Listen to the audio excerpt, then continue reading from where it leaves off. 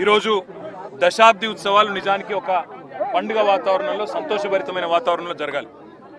మరి 10 ఏళ్లలో సాధించిన ప్రగతిని కాదని, 10 ఏళ్లలో జరిగిన పనిని కాదని, అభివృద్ధిని గుర్తించలేని ఒక మూర్ఖ మొండి వైఖరితో కేవలం కేసీఆర్ గారికి పేరు రాకూడదు, కేసీఆర్ గారి పేరు వినబడకూడదు అనే ఒక మూర్ఖపు ఆలోచనతో కాంగ్రెస్ ప్రభుత్వం ఏదైతే ఉందో ఇవాళ గత 10 ఏళ్లలో జరిగిన ప్రగతిని కానరానియకుండా, గత 10 ఏళ్లలో జరిగిన పనిని కానరానియకుండా కొన్ని మూర్ఖపు నిర్ణయాలు తీసుకుంటా ఉంది.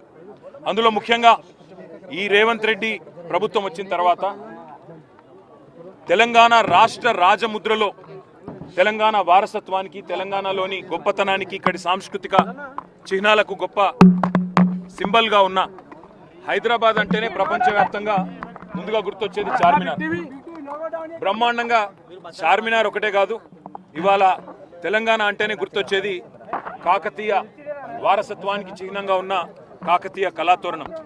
హైదరాబాద్ తెలంగాణకి మొదటి ప్రాముఖ్యత కలిగిన పట్టణం అయితే, రెండవ ప్రాముఖ్యత కలిగిన పట్టణం, సెకండ్ లార్జెస్ట్ సిటీ వరంగల్.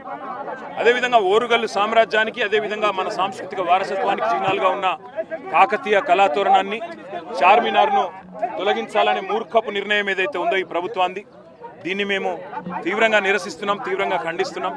చార్మినార్ను తొలగించడము అంటే ప్రతి హైదరాబాద్ని అవమానించడమే, ప్రతి ఒక్కరిని కూడా తప్పకుండా అగౌరవపరిచినట్టే అవుతుంది.